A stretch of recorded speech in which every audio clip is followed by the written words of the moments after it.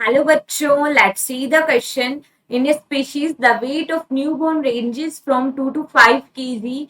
97% of the newborn with an average weight between 3 to 3.3 kg survive, whereas 99% of the infant born and weight from 2 to 2.5 kg or 4.5 to 5 kg die. Which type of selection process is taking place?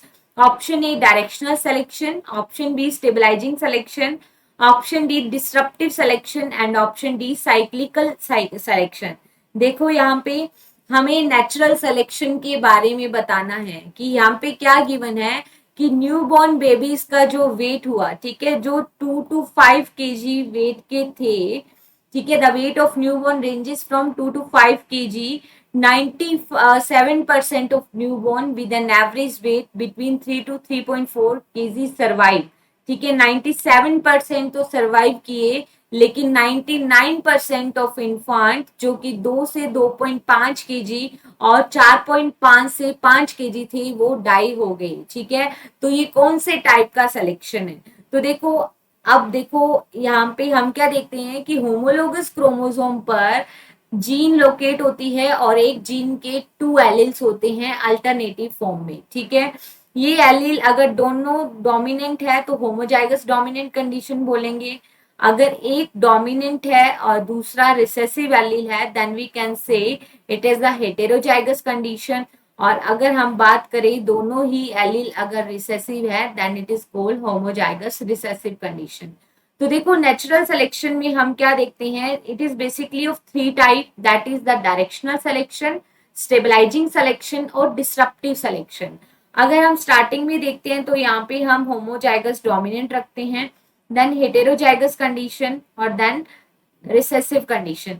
तो यहाँ पे देखो, अगर हम wait लेते हैं KG के अंदर, तो इनिशियली हम क्या देखते हैं कि अगर 2 से 2.5 केजी का वेट है, ठीक है, मतलब कम वेट है, तब भी इन्फेंट या न्यूबॉर्न बेबी क्या हो रहे हैं, डाई हो रहे हैं. ठीक है, कम वेट होने पर भी न्यूबॉर्न बेबी डाई हैं.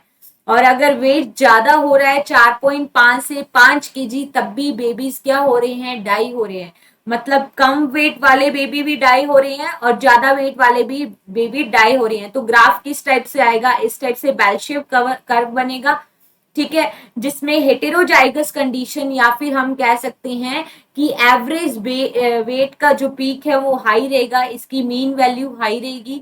तो ये कौन से टाइप का ग्राफ होता है, it is a stabilizing selection. ठीक है, जिसमें सेंट्रीपिटल सिलेक्शन भी बोल सकते हैं, जिसमें जो कर्व है वो सेंटर की ओर कंसिडर हो रहा है. ठीक है, कम वेट वाले भी सरवाइव नहीं कर पा रहे, ज्यादा वेट वाले भी सरवाइव नहीं कर पा रहे, लेकिन जिनका वेट एवरेज है वो इन्फेंट सरवाइव कर पा रहे हैं, मतलब इसका नेट स्टेबलाइजिंग सिलेक्शन हो रहा है यहाँ पे. ठीक है, स्टेबलाइजिंग सिलेक्शन बोलो या फिर सेंट्रीपिटल सिलेक्शन बोल सकते हैं. ठीक है, अगर वो प्रोजेनी कम वेट वाले अगर सरवाइव करते तो वो एक तरफ कर्व जाता, और अगर ज्यादा वेट वाले सरवाइव करते तो एक तरफ कर्व जाता. तो ये होता डायरेक्शनल सिलेक्शन. ठीक है, अगर हम देखते हैं कि कम वेट वाले बेबी भी सरवाइव कर पाते और ज्यादा वेट वाले भी बेबी सरवाइव कर पाते, लेकिन बीच वाले जिनका वेट बीच का है वो सरवाइव नहीं कर पाते, तो हमें 2 पिक्स मिलते. और ऐसा किसमें देखा जाता है, डिसरप्टिव सिलेक्शन के अंदर. ठीक है, लेकिन ऐसा नहीं होता. अकॉर्डिंग टू द क्वेश्चन, कैसे बेबीज या कैसे इन्फेंट सरवाइव कर रहे हैं, जिनका वेट एवरेज है. So it is showing stabilizing selection. So here our correct answer is option B, stabilizing selection. Best of luck.